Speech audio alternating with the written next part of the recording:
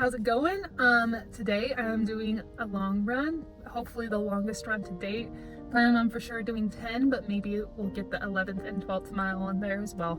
Gonna try and add a little portion to this run to see how much it's gonna be. Really, I'm just doing all this to try and figure out how I'm gonna do my 20-mile long run. And right now I have for sure 18 miles worth of terrain, so I'm just trying to think of how I can add a mile or two on this side of town to get the full 20.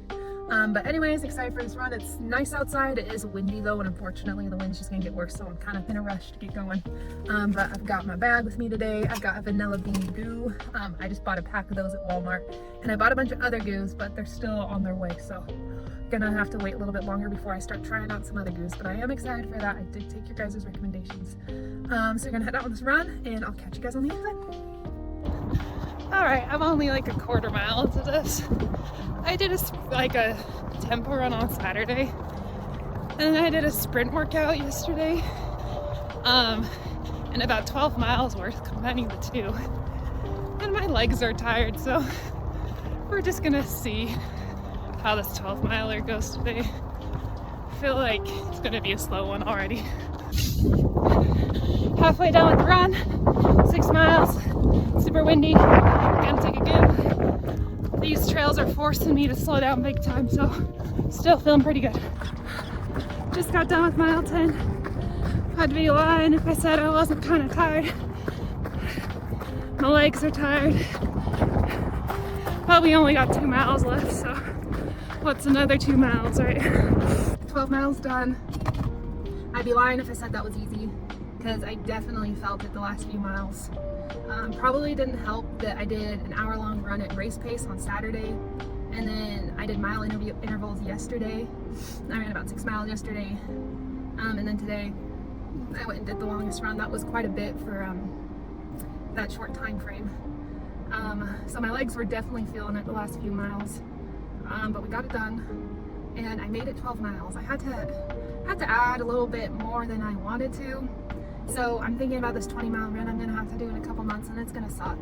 Like this run I did today at 800 feet elevation, and then pretty sure the run I did last week had similar, like 700, 800 feet. So that's gonna be like, I think when I added it up, it's gonna be like 1,500 feet elevation climb, which is a lot, especially for a marathon that's gonna be all downhill, but here we are. I don't know what other route I can kind of do here, and this is the route I'm definitely most familiar with and comfortable with, so we're gonna do it, and it's gonna definitely prepare me for the downhill portion, because like I said, there's no, like, in order to go downhill you have to go uphill, so it'll prepare me for that, but holy cow, that'll exert a lot of effort.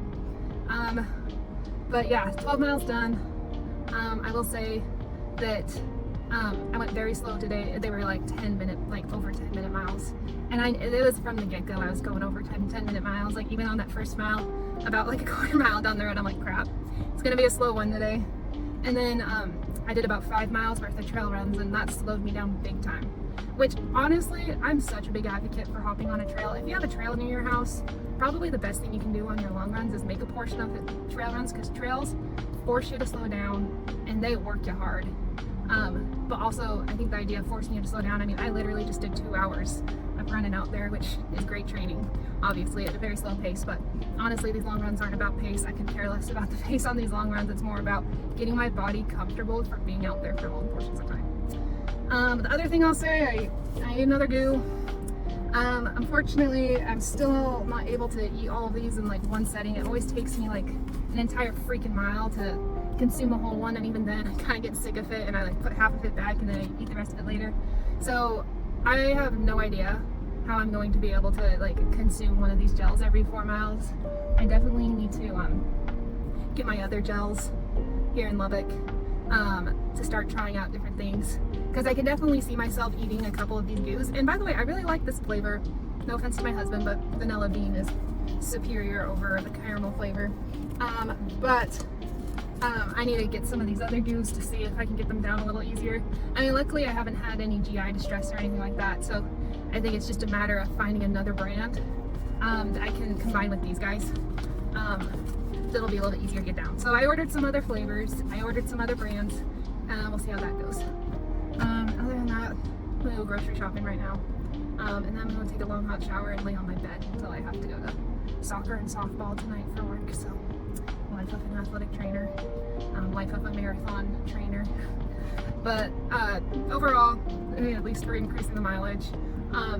One note I will add, I'm not super enthusiastic about the idea that I'm still getting pretty exhausted at mile 8 and 9. I feel like I'm getting to the point where I should be able to get through 10 miles pretty easily regardless of when I do it. So that's definitely going to be my focus going forward. Is I would love to get out and do like a 10-mile run and like get in, get out, and not feel so drained. And if I can do that, I'm going to feel a lot more confident in my abilities to go out and run a marathon in a few months. But until then, I don't know how I'm going to freaking go run 26 miles if I can't even get to mile 10 feeling pretty comfortable still. So I think that's still what I'm working at, is trying to get to 10 miles. And I don't even think it's about getting to 10 miles. I think it's the idea that my body does great for the first hour and a half. Like for the first hour and a half, I feel amazing. And it's just after that 90-minute mark, for whatever reason, my body starts to fatigue. And I need to figure out how to extend that fatigue time, because I really don't want to sit there and have to run fatigued for like 2.5, 3 hours. So I guess that's what I'm trying to figure out. I don't know if it's a matter if I just need to start consuming gels faster, more often. That probably plays a role in it. I think I just need to keep training, doing more endurance training. As much as I'm trying to do speed training too, I'm like, okay, maybe I really do need to like slow down and figure out how to be comfortable on my feet for a longer period of time. So those are some of my thoughts. Kind of had a lot of thoughts today, but that's what happens when you're on your feet for over 2 hours. You get a lot of thoughts coming through your head and you're thinking, okay, like what do I need to do better? And there's a lot of things I need to do. So, you know, we got it done today, we finished it, and happy about that. So hope you guys are getting your long runs in this week, and I'll catch you next time.